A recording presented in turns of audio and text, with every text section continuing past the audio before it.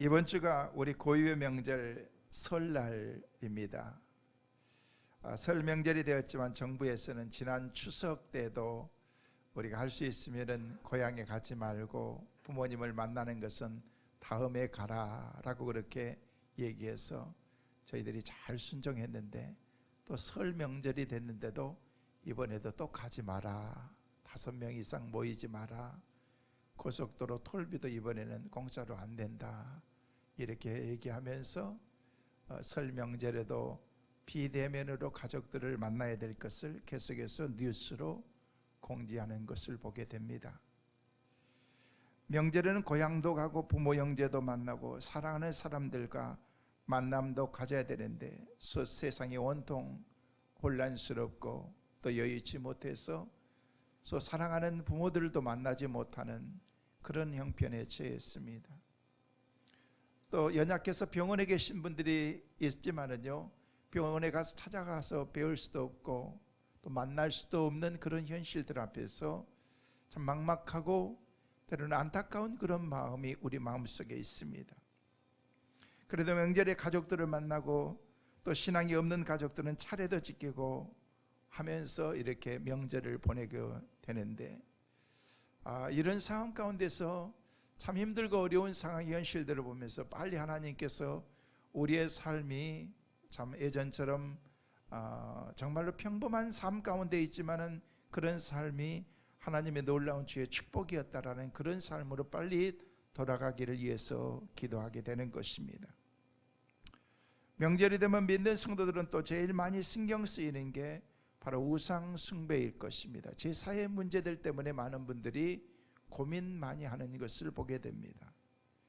사실 믿지 않는 가족들을 만나서 조상 앞에 제사를 지냄으로 인해서 본의 아니게 얼굴을 붉히게 되고 때로 큰 소리가 나게 되면서 급기야는 서로 기쁘고 행복한 명절이 되기 위해서 먼 곳에서 찾아와서 만나고 그랬던 만남들이 쓸쓸하게 또 헤어지는 그런 만남이 되어지는 것들도 종종 있는 것을 보게 됩니다.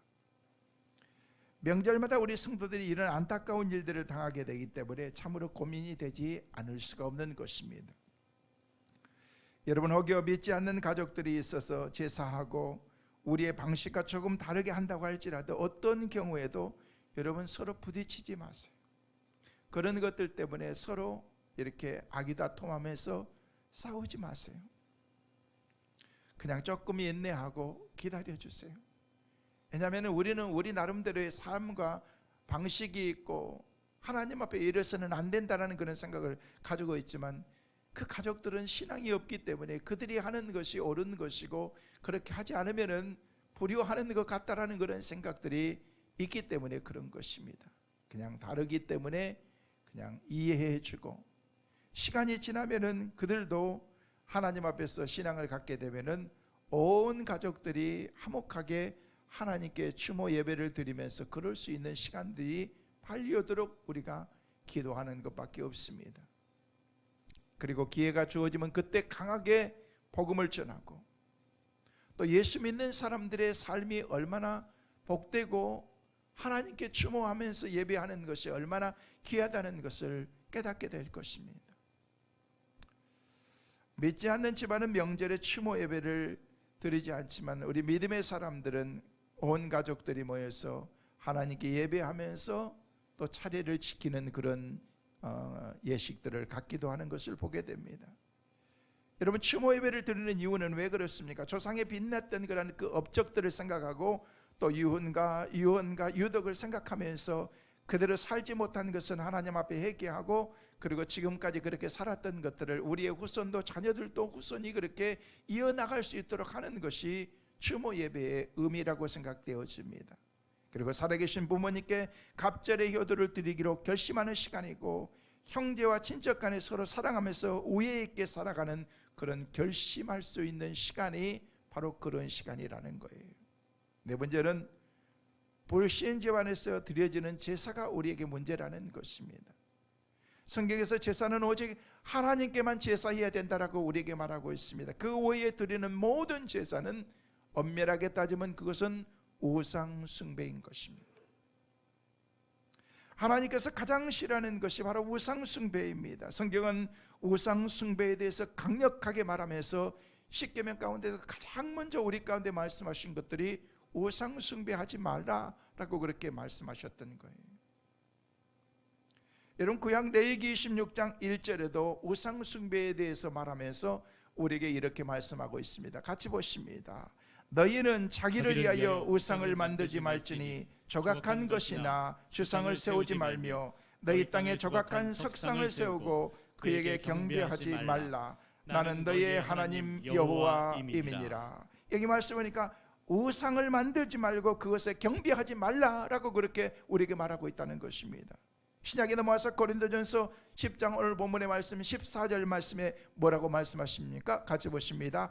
그런즉 내 사랑하는 자들아 우상 숭배하는 일을 피하라. 하나님께서 사랑하는 성도들에게, 그리고 바울 사도가 고린도 교회 성도들을 향해서 우상 숭배를 피하라라고 그렇게 우리에게 말하고 있다는 것입니다. 성경은 숱하게 우상 숭배에 대해서 이런 것을 격하게 말씀하시면서 이것은 범죄하는 것이다, 하나님께서 가장 잘못된 것이다 라고 그렇게 우리에게 지적하고 있다는 것입니다. 특별히 오늘 본문의 이 부분에 대해서 정확하고 분명하게 우리에게 말씀하고 있는 것입니다. 여러분, 명절의 제사 문제로 자꾸 갈등이 생기니까 요즘은 제사를 미풍양속으로 합리화시키는 그런 경향이 있습니다. 그 대표적인 예가 다른 종교를 그렇게 말하는 것이 아니라 천주교에서 그렇게 하고 있습니다. 옛날에 제사를 드리지 않았는데 지금은 미풍양속이라고 하는 그런 그 제도하에 우리가 제사를 드려야 된다. 믿는 사람이나 믿지 않는 사람이나 그렇게 천주교에서는 그래서 제사를 그렇게 드리는 것을 보게 됩니다. 여러분, 제사 지내는 분은요, 제사상에 음식을 차려놓으면요, 조상이 와서 신으로 와서 음식을 들기 때문에 제사를 드리지 않으면 불효라고 그렇게 생각한다는 것입니다. 근데 기독교는요, 조상도 부모를 위해서 제사도 지내지 않는 그런 것들이라고 얘기를 하면서 여러분, 그렇게 우리에게 대해서 얘기하고 편견을 갖게 되는데 전혀 그들이 우리를 몰라서 그런 것입니다. 사실 추모하면서 추도 예배를 드리는 것이 제사를 드리는 것보다 훨씬 더 많은 의미가 있는 것입니다. 여러분, 솔직하게 제사 드리는 그때는요, 얼마나 경건합니까? 물론 경건함도 있어야 되죠. 그런데 그냥 근사하게 상다리를 부러지게 차려놓고서 그곳에서 그냥 밤 12시 가까이 될 때까지 그냥 졸린데도 그냥 눈을 부릅뜨고서 있다가 절 2번 딱 하고 난 다음에 곧바로 거기서 음식을 먹고 그렇게 하고 그랬는데, 여러분, 우리는 그렇게 하지 않습니다. 거기서 애들이 떠든다든지 애들이 무슨 의견을 낸다든지 말한다든지 그건 있을 수도 없는 것입니다. 그러나 우리는 추도 예배를 드릴 때는 어떻습니까? 오늘은 할아버지가 돌아가시는 날이란다. 오늘은 어머니께서 돌아가시는 날이야. 할머니께서 돌아가셨는데 할머니는 이런 분이셨다라고 얘기를 하면서 그 할머니의 사진도 이렇게 보여드리고, 그리고 할머님이 가지셨던 어떤 유품이라든지 그런 것들을 보면서 하나님 앞에서 할머님은 이런 분이셨단다, 할아버지는 이런 분이셨다. 저희도 가족끼리 모여서 추모 예배를 드릴 때마다 제가 항상 말씀을 이렇게 인도하는데 꼭 그때는 할머니가 보셨던 그런 성경책을 이렇게 펴놓고서 옛날 성경 이렇게 가로로 나와 있는, 예수께서 가라사대 나와 있는 그런 그 성경을 펴놓고서 그 앞에 보면은요, 할머니가 읽으셨던 그런 성경의 흔적들, 그리고 손때가 묻었던 그런 그 성경의 모습들을 보면서 할머니는 정말 믿음으로 사셨던 분이다. 우리도 믿음으로 살아야 되고, 할아버지는 이런 삶을 살았는데 우리가 이렇게 살아가는데 이것이 우리의 잘못된 점이고 우리의 후손들도 이렇게 살아야 된다고 하면서 그런 것들을 서로 얘기 나누고, 그리고 가족들이 함께 다 모였을 때 할머니에 대해서 한번 얘기해 볼래?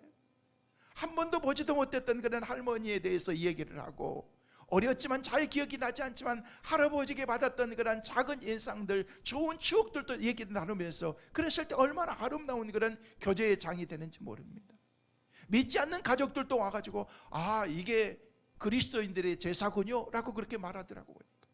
그렇습니다.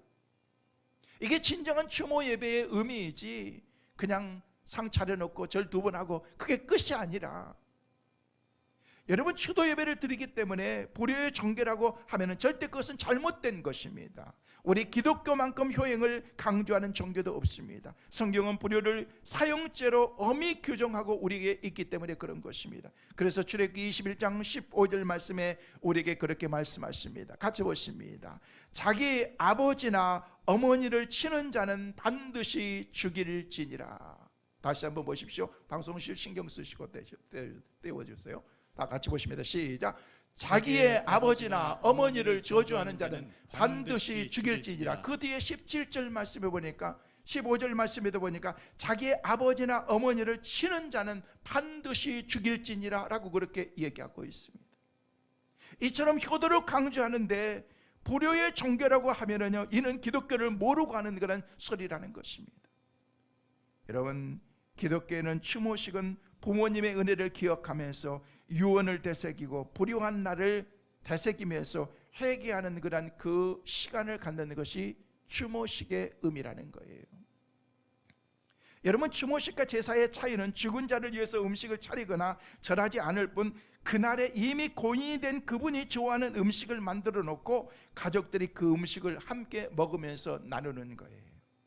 이 음식은 평상시에 너희 할아버님이 참 좋아하셨던 음식이었는데 우리도 그 음식을 한번 먹으면서 할아버님이 좋아하셨던 그런 음식, 할머니가 좋아하셨던 음식을 같이 나누는 거야. 이게 의미라는 거예요. 아, 우리 할아버지는 이런 음식을 좋아하셨구나. 할아버지가 즐겨하셨던 건 이런 거구나. 여러분들이 돌아가시고 난 다음에 여러분의 자손들이 모여가지고 그렇게, 네 할머니는 트로트를 너무 좋아하셨단다. 이렇게 되면 심각해지는 거예요. 네 할머님이 부르셨던 찬송은 뭐 500 몇 장이었는데 저 높은 곳을 향하여, 아니면은 뭐 인내하신 구세주여, 뭐 이런 찬송을 너무 좋아하셨단다 하면서 그걸 같이 부르고 같이 나누는 거예요. 여러분, 명절은 돌아가신 조상에게 제사하는 날이 아니라 하나님을 경외하는 날이 되고, 돌아가신 분을 기억하고 그분의 업적과 좋은 것들을 후손들이 생각하면서 되새기는 시간이 명절이라는 거예요. 여러분, 십계명 중에 제1계명이 뭔지 아십니까? 십계명 중 제1계명은 바로 너는 나 외에 다른 신을 내게 두지 말라. 하나님께서 우리 가운데 주신 계명의 가장 먼저 대신 계명으로서 하나님 앞에서 지켜야 될 그런 여러 가지 계명 가운데 너는 나 외에 다른 신을 두지 말라라고 말씀하시면서 10계명에서 4계명까지, 1계명에서 400계명까지, 그리고 대인계명, 사람들과 인간 사이에 지켜야 될 대인계명에서 5계명에서 10계명 가운데 가장 먼저 우선순위는 내 부모를 공경하라라고 그렇게 하나님이 우리에게 법을 주셨다는 것입니다. 그렇다면 왜 우상 숭배를 우리가 하지 말아야 되는가? 여러분, 성경에 나와 있기 때문에 그렇습니다만은요, 왜 우리가 우상 숭배를 하지 말아야 되는가? 첫 번째는요, 우상 숭배는 어리석은 일이 되기 때문에 그런 것입니다. 어리석은 일이 되기 때문에 그렇습니다. 오늘 보면 14절 말씀 같이 다시 한번 보실까요? 같이 보십니다. 그런즉 내 사랑하는 자들아, 우상 숭배하는 일을 피하라. 여기 말씀하니까 피해라라고 말하고 있다는 것입니다. 여러분, 우상 숭배하는 것을 피하지 않으면 죽기 때문에 그런 것입니다. 도망가라는 거예요. 탈출하라는 것입니다. 여러분, 피해서 있어야 될 자리가 있고 피해서 빨리 이 자리를 벗어나야 될 때가 있다는 것입니다. 하나님께서는 이곳에 있으면 네가 죽기 때문에 안 되기 때문에 하나님께서는 이 자리를 피해라라고 그렇게 우리에게 말씀하고 있다는 거예요. 하나님께서 소돔과 고모라 성을 빨리 이곳을 벗어나서 피해라라고 그렇게 하나님께서 말씀하셨던 거예요. 왜? 그곳에 있으면 죽기 때문에 그런 것입니다. 하나님께서 이미 방주를 지어놓고서 많은 사람들에게 노아의 방주로 피해라라고 그렇게 말씀하셨습니다. 그런데 사람들은 그것을 하나님의 음성으로 듣지 않았던 것입니다. 모두가 다 멸망당할 수밖에 없었던 것입니다. 사랑하는 성도 여러분, 지지난주에 말씀을 드렸던 것처럼 여러분이 있어야 될 자리에 있게 되시기를 바랍니다. 잊지 말아야 될 자리에는 꼭 잊지 않기를 간절히 소망합니다. 오늘 이 자리에, 예배 자리에 잘 나오셨습니다. 여러분, 이 자리가 여러분이 있어야 될 자리인 줄로 믿으시길 바랍니다. 믿음의 사람들은 믿음의 자리가 있는 거예요. 영적인 사람들은 반드시 우리가 있어야 될 영적인 자리가 있는데, 많은 사람들이 하나님의 말씀 가운데 우리 가운데 살아가면서도 우리가 그것을 잊지 못한다는 거예요. 피하지 못하고 있는 것입니다. 피해라, 도망가라, 탈출해라 라고 말하고 있는 것입니다. 왜? 우상 숭배가 우리를 죽이기 때문에 그런 것입니다. 여러분, 우상 숭배가 여러 가지입니다. 헛된 것, 공허한 것, 헛된 예배의 대상, 손으로 만든 우상들, 그런 것들이 여러분 그것이 우상이 될 수가 있습니다. 나무로 만드는 어떤 형상들. 제가 아는 목사님은요, 집에 인형이 하나도 없대요. 그래서 전에 타던 차에 이렇게 인형이 있었는데, 인형이 있으니까 목사님이 자기는 이런 거 싫대. 형상처럼 느껴지고 어떤 그런 형체처럼 느껴지기 때문에 이게 내 삶의 우상이 될 수 있다는 거예요. 그러면서 자기는 이런 것들이 형상화되고 우상화되는 것을 굉장히 싫어하기 때문에 그런 것을 너무 그렇게 극단적으로 생각할 수는 없습니다만은요, 그러나 그런 것들을 때로는 우상화해서 만든다는 것입니다. 우리 교인 가운데 지금도 계십니다. 우리 교인 나오는데 제가 초창기 때 왔는데 목사님 자기가 고민이 있대. 뭐냐고 얘기했더니 말하기가 참 부끄럽고 그렇다는 거예요. 자기가 그래도 걔 집사인데 그러면서 하시는 말씀이 뭐냐면, 목사님, 자기 어머니가 주신 건데 오래전부터 줬는데 자기 집값에 꼭 이걸 가지고 다니는데 이게 뭐냐고 그랬더니 그게 부적이라는 거예요. 부적. 근데 버리면 되죠 그랬더니 자기 손으로 도저히 그걸 못하겠대요. 큰일 난다고 그러겠는데, 근데 목사님 말씀 듣고는 이게 아닌 것 같은데 라고 얘기하면서 어떻게 해야 되죠? 그래요? 제가 해결해 드릴까요? 그렇게 해주래. 그러면서 자기가 지갑을 주는 거예요. 쭉 열어봤더니요, 너덜너덜해가지고 옆에가 그냥 다 떨어질 정도로 했는 게 부적인데, 노란 것에다가 무슨 빨간 글씨를 써놨는데 이걸 제가 없애도 되는 거죠? 그때 목사님 마음대로 하시래. 그러면서 제가 손을 짝짝 찢어가지고 그냥 버렸는데요, 혹시 여러분 그런 고민이 있으시면 지갑 저한테 맡기세요. 제가 다 해결해 드릴게요. 이게 다 우상숭배인 것입니다. 신접한 무당을 불렀다가 굿을 한다든지 점을 친다든지 사주를 본다든지 어떤 기일을 택한다든지 이사 가는데 좋은 날짜가 있다든지, 여러분 다 그건 우상숭배인 것입니다. 어떤 분은 신문을 보면 이제 제일 먼저 보는 게 있대요. 오늘의 사주팔자. 그거 봐서 뭐하게? 거기 다 좋은 말만 써 있는데, 다 좋은 거예요. 다 좋은 거예요. 이게 다 우상숭배.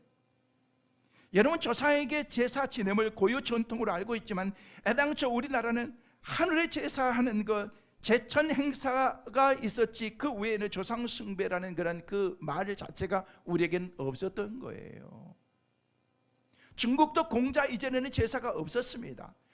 황제에게만 제사를 드렸는데 나중에 일반 사람들도 왜 높은 사람만 제사하고 우리는 안 하냐? 우리도 높은 사람이고 우리도 나름 지위가 있고 뼈대가 있는 집안인데 하면서 그들이 한 사람 한 사람 제사가 생겨나면서 제사 제도가 만들어진 것입니다. 그리고 중국 송나라 유교학자였던 그런 주희가 여기 이렇게 주희가 제사 제도를 만들어서 제사 제도를 발행하게 되는데 그것이 우리가 중국에 많은 영향을 받았잖아요. 그리고 일제에 많은 영향을 받으면서 이런 것들이 보이지 않게 우리에게 찾아오면서 유교 사상이 우리에게 막 배경으로 되면서, 그러면서 조선시대부터 시작해서 우리나라에 건너온 것이 무속신앙, 불교, 유교가 결합된 그런 제사 문화가 우리 가운데 오게 되는 거예요. 그러면서 우리가 일상적으로 제사라는 그런 개념으로 조상들에게 감사하는 명목으로 제사를 드리고, 그리고 이제 부모라든지 또 몇 대 정도는요 기억하면서 그분들 앞에서 돌아가신 날을 기념하면서 제사를 지내기도 한다는 거예요. 그런데 성도들이 수용할 수 없는 많은 요소가 그 안에 있다는 거예요. 그게 뭐냐는 거예요. 여러분, 조상을 신으로 여겨서 절하고 제사하면서 거기에 지방을 쓰고 제사상을 차려 올리고 향을 피우고 절하기에 여러분 이것을 우리가 어떻게 믿음으로 받아들일 수 있겠느냐는 거예요.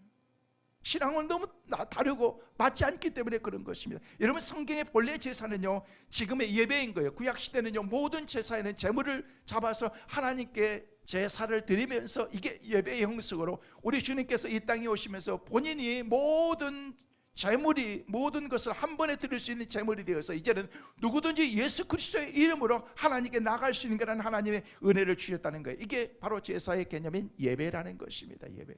그래서 우리가 명절이 되고 어떤 돌아가시는 기일이 되고 그러면 그날을 하나님께 예배하면서 그날을 기념하는 기념 예배, 하면 추모하는 추모 예배를 그렇게 드리게 된다는 것입니다. 이번에 여러분 오늘 예배 끝나고 나가실 때 보면은요 2021년 설날 행복한 가정 예배를 드릴 수 있도록 가정 예배 드릴 수 있는 가정 예배가 다 나와 있습니다. 다른 거 할 필요가 없습니다. 이거 그대로 순서대로 하고 난 다음에 설교문도 그렇게 있습니다. 여러분이 막 설교하려고 하지 말고 자연스럽게 그냥 읽으시면 돼요. 그리고 난 다음에 마지막에 마치고 난 다음에 한 가지씩 얘기를 하는 거예요. 꼭 그걸 하세요, 여러분. 이대로 그냥 하시고 난 다음에 끝내지 말고 가족들끼리 돌아가면서 자, 우리 누구 있는데 아무개 장로님이 계신데 집사님이 계신데 여러분이 인도한다면은요, 장로님은 장인에 대해서 가장 기쁜 인상 깊었던 그런 좋은 추억이 어떤 것입니까?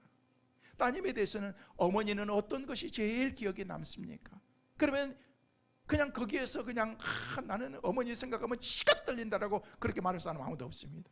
그래서 좋은 것만 생각하고 그러고 난 다음에 자녀들이 보면서 손자들이 보면서 할머니 지금 그러셨구나, 우리 어머니가 참 좋게 생각하구나, 나도 그렇게 생각해, 이런 그런 마음을 가질 수 있도록 이게 진정한 그런 추모 예배고 의미인 거지.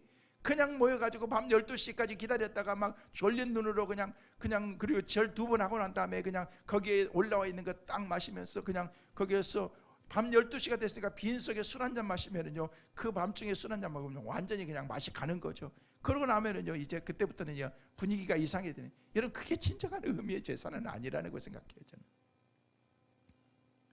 여러분, 성경의 본래 제사는 지금의 예배라는 그런 그 개념을 우리가 잊어서는 안 돼요. 그래서 하나님의 자리에 다른 것이 올라가면은요, 그것은 우상 숭배인 것입니다.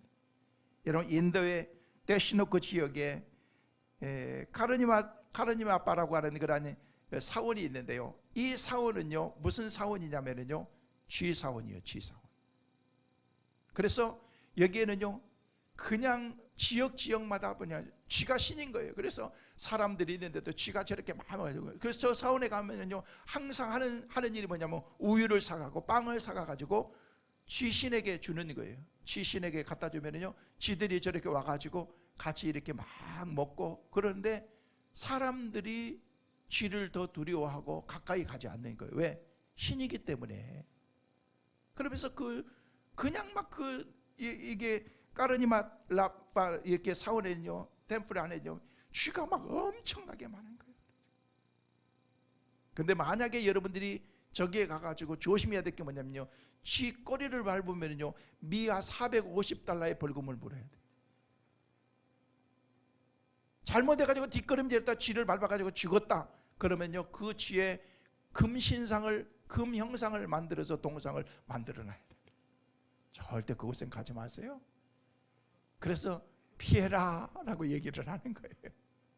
여러분, 인도에 못 먹어서 죽어가는 사람들이 얼마나 많은데, 그냥 쥐들은요 그냥 우유를 썩혀서 버릴 정도로 그냥 막 풍성하고, 쥐들이 그냥 할 일이 없는 거예요. 그냥 어스렁어스렁 사람들보다도 더 이렇게 왔다 갔다 하면서. 왜? 쥐 신님이니까 신님께서 이렇게 왔다 갔다 해서 거기는 신이 하나가 아니라 수천 마리라고 하면 돼요. 수천 말, 하여튼 막 그렇게 많은 그런 신들이 있는 거예요. 여러분, 우리나라는 어떻습니까? 우리나라 큰일 할 때마다, 영화계에서 어떤 그런 영화를 개봉할 때마다 꼭 하는 것이 있는데 뭐예요? 돼지 머리 잘라놔가지고 돼지 머리에다가 돼지 코에다 돌 집어넣고 입에다 돈 막아놓고. 저는 참 궁금한 게, 여러분 한 가지 물어볼게요. 왜 제사를 드리면서 돼지 머리를 잘라놓는 거예요? 몸통은 자기들이 다 먹고? 나는 이게 궁금한 거야. 아니면 바베큐를 하려면 통 바베큐를 해가지고 딱 올려놓는다든지 그래가지고 그렇게 하면 먹을 거라도 있는데, 저 자리에서 뭘 먹겠어요? 돼지국밥이나 끓일 때 여러분 저기에 들어갈지 모르겠지만은요, 거기다 마른 맹태 해놓고 이런 것들을 하면서 도대체 난 이해가 안 되는 부분들이 참 많이 있다는 거예요. 하나님이 아닌 것에서 기도하거나 예배하는 것은 하나님의 자리에 있어야 될 그런 자리가 있지 않고, 하나님이 계셔야 될 그곳에 하나님이 계시지 않고 다른 것들을 올려놓는 것, 이게 바로 우상숭배라는 것입니다. 이렇게 어리석은 우상숭배 제사에 대한 분명한 성경관을 우리에게 가르쳐주고 있는 것이 바로 오늘 본문의 말씀인 것입니다. 많은 사람이 영혼이 있다고 믿습니다. 믿지 않는 사람들도 영혼이 있다라고 얘기합니다. 사람이 죽으면 육체는 썩어서 영혼은 떠나가지만 남아서 영향을 끼치는데 특별히 자기 후손에게 영향을 끼친다고 많은 사람들이 믿습니다. 조상이 죽은 후에 제사밥을 주지 않으면요 천륜을 거역하는 죄이기 때문에 조상신이 뇌에서 자손들에게 해를 끼치고 해코지를 하고 사업을 하는 그 자손들이 잘못될 수 있도록 만든다는 거예요. 어떻게 그게 여러분 우리의 조상이 되고 우리의 부모가 되고 할아버지가 될 수 있겠느냐는 거예요. 만약에 여러분들이 돌아가셨는데 제사상을 차려주지 않았다고 여러분의 자녀들이 하는 사업을 와가지고 다 짓밟고 다 망가뜨리겠습니까? 그건 부모도 아닌 거죠. 여러분 자기 수명을 채우지 못하고 요절한 영혼과 고생만 하다가 떠난 영혼들이 저승에 곧바로 가지 못하고 평소에 고생하던 곳을 배회하다가 사람을 괴롭힌다고 믿는다는 것입니다. 이런 영혼을 달래야 된다는 미신과 불교가 합쳐서 바로 천도제가 거기에서 만들어지게 된 거예요. 천도제가. 그래서 그 천도제를 지내서 저 좋은 세상으로 편안하게 보내드리는 것이 천도제의 제사라고 그렇게 믿는다는 것입니다. 자신들도 돌보지 못하고 굶주려서 떠돌아다니는 영혼이 어찌 신이 되어서 남에게 복을 빌어줄 수 있겠느냐는 거예요. 말도 안 되는 소리인 것입니다. 사람은 하나님이 창조하셨습니다. 사람은 죽으면 영혼이 분리되게 되어 있는 것입니다. 영이 육체를 떠나면 육체는 썩어서 한 줌의 흙으로 왔던 인생이 흙으로 돌아간다고 성경은 우리에게 말하고 있는 것입니다. 하지만 영혼은 죽어서 없어지지 않고 다른 곳으로 가게 되는데 여러분 예수를 잘 믿고 죽은 사람은 하나님의 나라에 천국에 가는 네가 오늘 나와 함께 낙원에 있으리라. 불신자는요 지옥을 우리에게 얘기하면서 천국과 지옥에 대해서 우리에게 말하고 있다는 것입니다. 여러분 따라서 조상 귀신이 와서 음식을 먹을 수가 있는 것이 아닌 것입니다. 먹을 수가 없습니다. 죽은 자의 영은 절대로 이 세상에 다시 올 수 없기 때문에 그런 것입니다. 누가복음 16장에 보면요 부자와 나사로의 이야기가 나오고 있는데요 믿음의 조상 아브라함이 응부에 간 부자에게 그렇게 말합니다. 누가복음 16장 26절 말씀 보니까 뭐라고 말씀하십니까? 같이 보십니다. 그뿐 아니라 너희와 우리 사이에 큰 구렁텅이가 놓여 있어 여기서 너희에게 건너가고자 하되 갈 수 없고 거기서 우리에게 건너올 수도 없게 하였느니라. 여기 말씀 보니까 우리 사이에 큰 구렁텅이가 있다는 거예요. 큰 건널 수 없는 여러분 큰 구렁텅이가 있는데 거기에는요 갈 수도 없고 거기서 우리 가운데 올 수도 없다라고 얘기하고 있는 것입니다. 그래서 부자 나사로 부자가 가서 나사로에게 얘기를 하면서 나사로를 통해서 있었던 그런 과거의 삶의 모든 것들을 천국에서 다 보여주고 있는 것입니다. 그래서 내가 다시 가가지고 남아있는 우리 가족들에게 지옥이 어떤 곳이고 천국이 어떤 곳인가를 내가 말할 수 있도록 기회를 달라고 그랬지만요 분명하게 얘기합니다. 갈 수도 없고 올 수도 없다라고 얘기한다는 것입니다. 여러분 이게 영의 세계인 것입니다. 여러분 기독교는 부모님이 살아계실 때 효도해야 하는 것을 우리에게 가르치고 있습니다. 돌아가시면은요 아무리 좋은 상을 차려준다고 할지라도 와서 드실 수가 없습니다. 소용없습니다. 여러분 돌아가시고 난 다음에 제사상 그냥 상다리 부러지게 하지 마시고 평사행시 잘하세요. 평사행시 그냥 생신 때 잘 차려드리세요. 그냥 돌아가시고 난 다음에는요 그냥 가족들이 모여가지고 그냥 간단하게 예배드리고 기도하고 그러면 되는 것입니다. 뭘 돌아가시고 난 다음에 막 상다리가 막 부러지도록 그렇게 하고 그러고 난 다음에 거기에서 나서 음식을 차려놓고 그런 것보다도 정말 의미 있는 것이 무엇인가를 우리가 알아야 된다는 것입니다. 오늘 보면 15절 말씀에 뭐라고 말씀하고 있습니까? 같이 한번 보시겠습니다. 나는 지혜 있는 자들에게 말함과 같이 하노니 너희는 내가 이르는 말을 스스로 판단하라. 지혜 있는 사람처럼 말씀을 들었으면 스스로 여러분들이 판단해서 알아서 하라는 거예요. 사랑하는 성도 여러분, 지혜 있는 자들처럼 하나님의 말씀에 순종해서 잘 판단해서 이번 명절에는 절대 우상 숭배하는 일이 우리 가운데 없기를 주의 이름으로 축원합니다. 두 번째로 우리가 우상 숭배하지 말아야 될 것은 성도는 예수 그리스도와 한 몸이기 때문에 그렇습니다. 오늘 보면 16절에서 18절 말씀 같이 한번 또박또박 같이 읽습니다. 우리가 축복하는 바 축복의 자는 그리스도의 피에 참여함이 아니며 우리가 떼는 떡은 그리스도의 몸에 참여함이 아니냐. 떡이 하나요 많은 우리가 한 몸이니 이는 우리가 한 떡에 참여함이라. 육신을 따라 난 이스라엘을 보라. 재물을 먹는 자들이 제단에 참여하는 자들이 아니냐.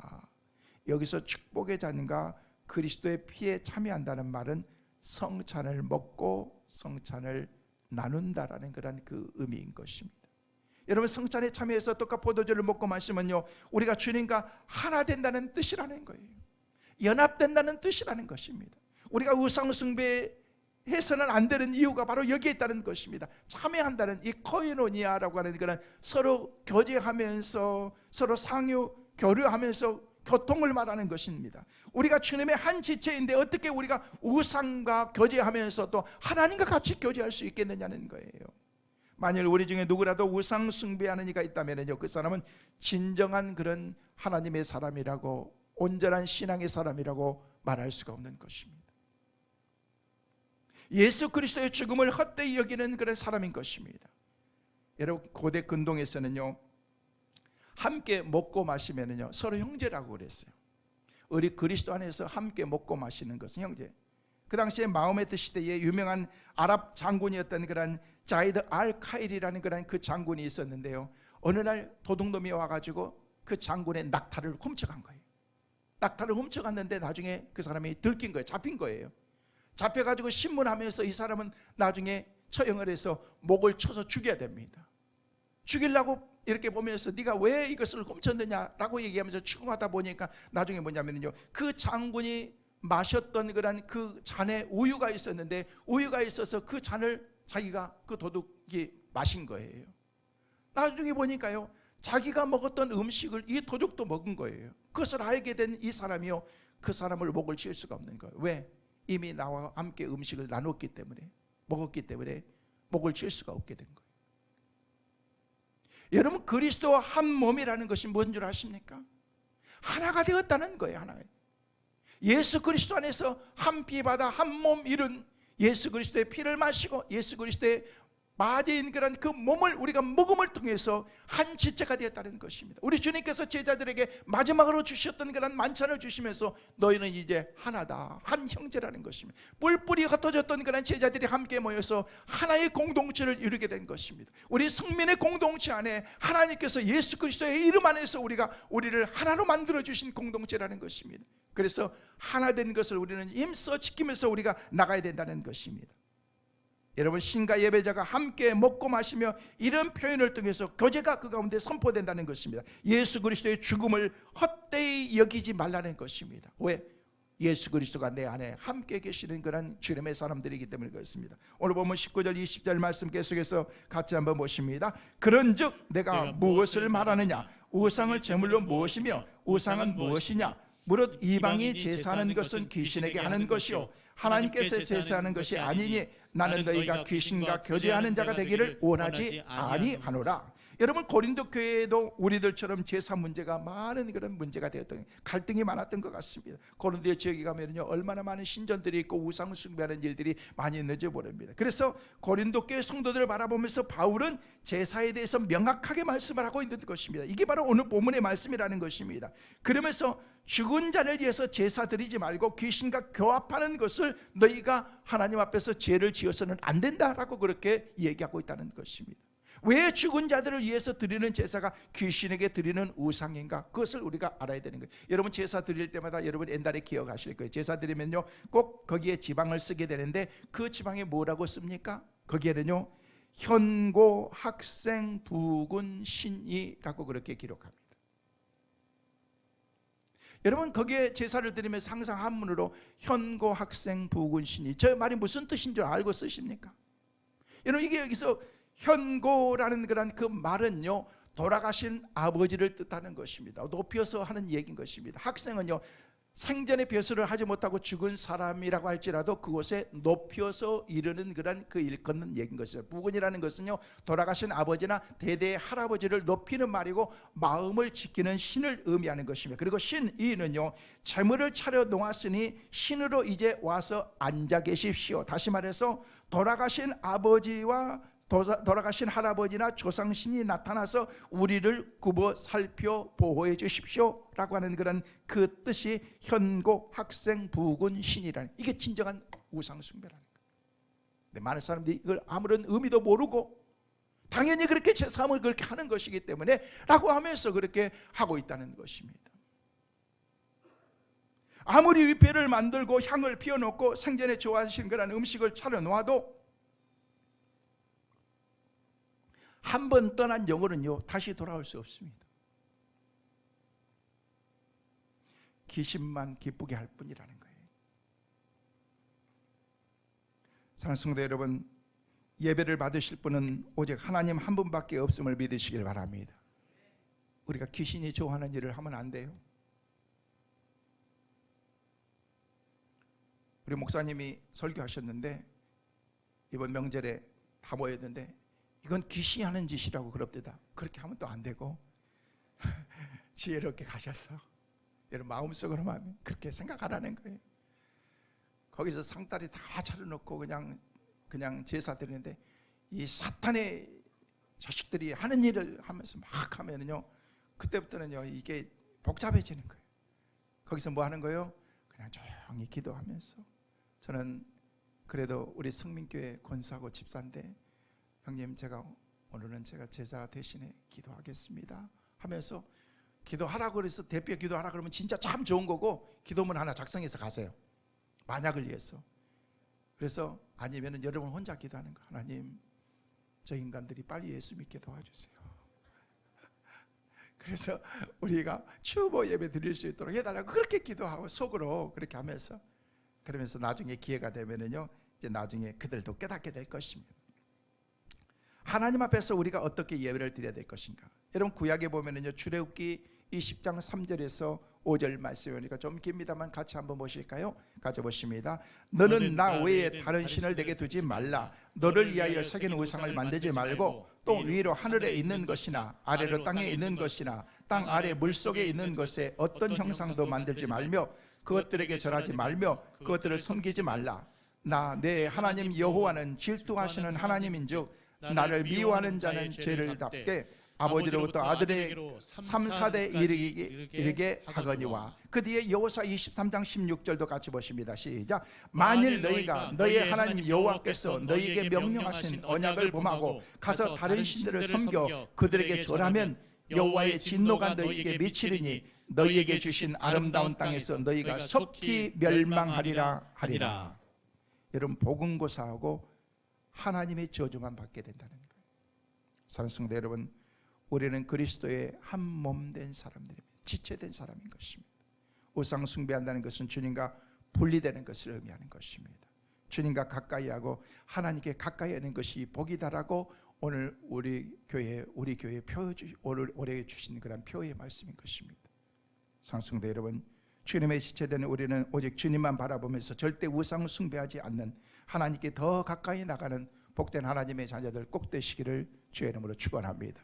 마지막으로 왜 우상 숭배하면 우리가 안 되는가? 우상 숭배는 하나님을 노엽게 하고 하나님께 큰 죄를 짓는 것이기 때문에 그렇습니다.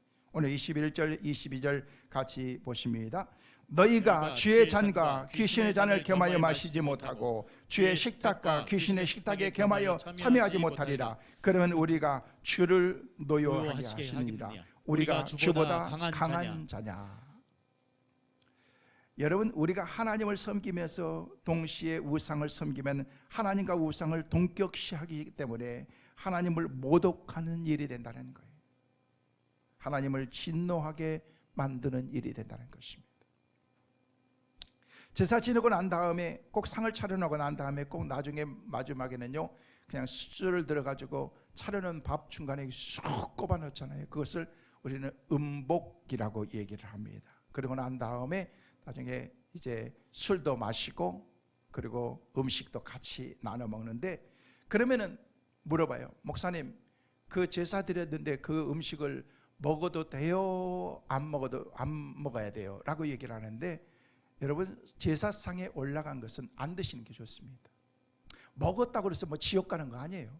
먹었다고 그래서 막 먹었는데 제사 음식 먹고 나니까 갑자기 두들기가 나가지고 막 그렇게 됐다, 그러지도 않을 거예요.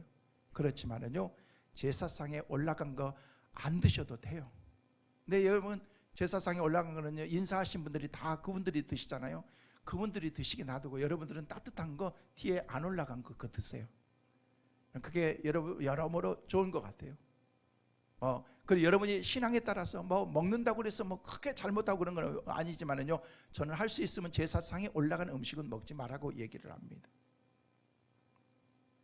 사실 고린도 교회는요, 여러 가지 문제가 있었는데 그 중에 가장 큰 어려움의 문제가요, 당시 지중해 연안에서 많은 무속 신앙이 있었고 나름대로 퍼진 그런 그 신앙이 있었는데, 잘못된 신앙가들이 그들에게 있었는데 뭐냐면 영지주의 사상이었던 거예요. 영지주의자들은요, 구원받은 자는 무엇을 해도 괜찮다는 그런 교만한 생각이 영주주의 사상을 가지고 있는 사람들의 삶이었고 가르침이었다는 것입니다. 그런데 이런 영주주의 때문에 바울은 우상 숭배의 재물 때문에 고민하는 그런 사람들이 얼마나 많이 있었는지 모릅니다. 그래서 이것에 대해서 구체적으로 다루는 거예요. 여러분, 신전에서 예배 드릴 때 항상 재물을 드리는데, 그곳에서 재물을 드릴 때 일부분만 드리는 거예요. 일부분만 드리고 나머지는요, 그 많은 그런 고기들을 채취 못하니까 다 이제 밖에 나와가지고 이것을 파는 거예요. 재물로 바쳤던 그런 재물. 그래서 일반 사람들이 재물을 그냥 고기 같은 것을 그들의 삶은 육식이 이렇게 주식이지 않습니까? 그런데 먹어야 되는데 이게 재물로 바쳤던 그런 고기인지 아니면은 아닌지 여기에 대해서 구분이 되지 않는다는 것입니다. 물론 이것도 나중엔 자유함을 줬지만은요, 근데 이런 것들 때문에 믿는 사람들이 많은 고민이 있었다는 것입니다. 두드러지게 이런 고민이 있었는데, 그런 것들을 어떻게 될 것인가 얘기했을 때 바울은 엄하게 얘기하면 그런 음식은 먹어서는 안 된다라고 얘기하고 있습니다. 자, 사도행전 15장 29절 말씀 같이 한번 보십니다. 우상과 재물과 피와 목매어 죽인 것과 음행을 멀리 할지니라. 이에 스스로 삼가면 잘 되리라. 평안함을 원하노라 하였더라. 요한계시록 2장 20절 말씀도 계속해서 보십니다. 그러나 내게 책망할 일이 있노라. 자칭 선지자라는 여자 이세벨을 내가 용납하미니 그가 내 종들을 가르쳐 깨어 행음하게 하고 우상의 재물을 먹게 하는도다. 이 말씀이니까 여자 이세벨이라고 하는 그런 여자가 게임을 통해서 행음하게 하고, 그리고 이런 것들에 대해서 영지주의 사상을 그들에게 가르쳐서 우상의 재물도 먹어도 괜찮다라고 하면서 그런 것들이 있었다는 거예요. 이런 것들을 고린도 교회를 향해서 바울이 구체적으로 가르치고 있는, 이게 잘못된 것이라고 얘기하고 있다는 거예요. 여러분, 우상의 재물을 먹는다는 것은 그 우상을 신으로 섬기고 귀신과 하나 되기를 원한다는 그런 의미라는 거예요. 여러분, 본문 21절 말씀 계속해서 같이 한번 보십니다. 시작. 너희가 주의 잔과 귀신의 잔을 겸하여 마시지 못하고 주의 식탁과 귀신의 식탁에 겸하여 참여하지 못하니라. 그 당시 영주주의자는요, 바울이 우상의 제물을 먹지 말라고 하자 구원받았으면 그거 먹어도 되는 거지 왜 그것을 그렇게 먹지 말라고 규제하느냐, 이건 잘못된 것이다라고 얘기하고 있다는 거예요. 그랬을 때 바울이 거기에 대해서 구체적으로 설명하고 있는 것입니다. 고린도전서 8장 2절에도 말씀하고 있습니다. 보십니다. 만일 누구든지 무엇을 아는 줄로 생각하면 아직도 마땅히 알 것을 알지 못하는 것이요. 바울이 지금 누구를 향해서 얘기하냐면 영지주의 사상을 가지고 있는, 가르침을 주고 있는 그 사람들에게 저희들이 안다고 했지만 모르는 사람들이다, 무식한 사람들이다, 알지 못하면서 다른 사람을 가르치고 있는 거예요. 여러분이 분명하게 알아야 될 것이 있습니다. 여러분이 여러분의 신앙으로 내가 복음에 나와 있는 말씀을 믿으면 안 돼요. 사람들이 내가 복음을 만들어 놓는 거예요. 그래서 내가 딱 나름대로 어떤 그런 규정을 해놓고서 이것이 옳은 것처럼, 아니에요, 먹지 말라고 그러면 안 먹어야 되는 거예요. 먹어도 될 것 같은데 그건 여러분의 복음에 나와 있는 그런 복음의 말씀이지 하나님이 말씀을 그렇게 하시지 않는다는 거예요. 하나님이 뭐라고 말씀하시는가, 하나님이 내게 주신 그런 메시지가 뭔가를 알아야 된다는 거예요. 하나님의 말씀에서 불성온종했고 우상 숭배했던 그런 사람들의 결말이 무엇인가를 우리가 알아야 되는 거예요. 여러분, 구약성경의 대표적인 사람이 누군지 아십니까? 여로보암 왕이에요. 여로보암. 여러분, 두 금송아지를 만들어서 제단을 만들었습니다. 그 결과, 그의 삶의 결과가 무엇인지를 성경에 우리에게 분명히 밝혀주고 있는데, 열왕기상 13장 28절 29절에 우리에게 말합니다. 보십니다. 그가 가서 본즉 그의 시체가 길에 버림받았고 나귀의 사자는 그 시체를 곁에 서 있는데 사자가 시체를 먹지도 아니하였고 나귀는 찢지도 아니하였느니라. 늙은 선지자가 하나님의 사람의 시체를 들어 나귀에 실어가지고 돌아와 자기 성읍으로 돌아가서 슬피 울며 장사하되. 여러분, 이게 결론이라는 거예요. 우상숭배가. 그 뒤에 보면 말씀이 쭉 나오는데 열왕기상 13장 34절 말씀 보십니다. 이 일이 여로보암 집에 죄가 되어 그 집이 땅 위에서 끊어져 멸망하게 되니라. 우상숭배의 결과입니다. 우상숭배의 돌이키지 않자 여로보암의 그 다음에는요 어떻게 된 줄 아십니까? 아들까지 죽게 됩니다. 열왕기상 14장 17절 말씀 보십니다. 여로보암의 아내가 일어나 디르사로 돌아가서 집 문지방에 이를 때에 그 아이가 죽은지라. 그 다음에 열왕기상 14장 20절도 보십니다. 여로보암이 왕이 된 지 22년이라 그 해 조상들과 함께 자매 그의 아들 나답이 대신하여 왕이 되니라. 여러분, 이게 우상 숭배의 결론인 것입니다. 오늘 보면 마지막 절 22절 말씀 보니까 그러면 우리가 주를 노여워하게 하시겠느냐, 우리가 주보다 강한 자가 자냐 하면서 얘기하는데 하나님을 노엽게 하지 말라는 거예요. 우리 하나님은 질투하신 하나님이라고 그랬습니다. 하나님을 사랑한다고 얘기하면서, 여러분이 아내를 사랑한다고 얘기하면서 다른 여자를 마음속에 품고 다른 사람과 교제하고, 남편이 아내가 그렇게 남편을 사랑한다고 얘기하면서 다른 남자를 마음에 두고서 다른 사람과 교제하고, 이거는 질투 차원이 아니라 이것은 있을 수 없는 일이라는 것입니다. 하나님을 사랑한다고 얘기하면서 우리를 위해서 사랑하기 때문에 모든 것을 다 주셨던 그러나 하나님의 사랑이 우리 가운데 있는데도 우리는 우상 숭배하고 다른 것들의 마음을 우리가 빼앗기게 된다면요, 그것은 하나님을 진정 사랑한 것이 아니라는 거예요. 여러분, 명절 때만 되면은요, 이번에는 무슨 설교를 해야 될 것인가 생각하다가 내가 오늘 우상 숭배 제사에 대해서 생각해 본 거예요. 여러분들에게 주신 메시지는 한 가지입니다. 우상 숭배하지 마라. 사랑하는 성도 여러분, 여러분의 우상은 무엇입니까?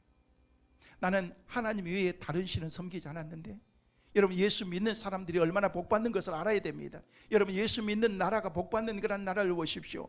여러분, 전 세계적으로 나와 있는 그런 예수 믿는 사람들의 나라들은요 다 복받습니다. 불교나 힌두교나 여기 나와 있죠. 부자 나라의 순위가 다 기독교인들이 있습니다. 여러분, 1위, 2위부터 시작해서 전 세계적으로 11위, 여러분 다 이렇게 예수 믿는 나라들이 다 잘 된다는 것입니다. 그러면 불교권이나 힌두교에 나와 있는 그런 그 사람들 보면요, 나라들마다 지질이 못 삽니다. 시리아, 아프가니스탄, 예멘, 부탄, 라오스, 몽골 다 불교권에 나와 있는 나라입니다. 저 나라들이 예수 믿고 복음화되도록 선교사님들이 나가서 복음을 열심히 증거되고 있는데, 그들이 복음을 받아들여서 잘 되는, 여러분, 부자 되는 것만이 복이라고 그렇게 말할 수가 없지만요, 가난한 것만이 복이라고 더 말할 수가 없는 거예요. 여러분, 잘 돼야 될 줄로 믿습니다. 예수 믿는 저와 여러분이 잘 되시길 바랍니다. 우리 나라가 잘 될 줄로 믿습니다. 더 예수 잘 믿어서 잘 돼야 되는데, 그러려면 우상 숭배하지 말았네. 다시 묻습니다. 여러분에게 우상이 뭡니까? 여러분은 부다에게 안 가기 때문에 문제가 없다라고 말할 수 있을지 모르지만요, 여러분이 가지고 있는 것, 여러분이 하나님보다 더 사랑한 것, 그것은 우상인 것입니다. 여러분의 사업체가 하나님보다 우선순위면 여러분 그거는 우상인 것입니다. 여러분의 자녀가 하나님보다 더 우선순위면 여러분 그거는 우상인 것입니다.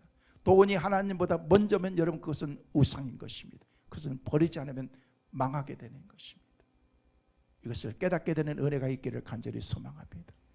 이번 명절에 특별히 가족들 행복한 명절 보내시고, 절대 여러분이 우상 숭배하는 일이 없고 제사하는 일이 없고 하나님 앞에서 온전하게 신앙을 지켜서 행복한 명절 보낼 수 있는 우리 모든 성도들 다 되시기를 주의 이름으로 축원합니다.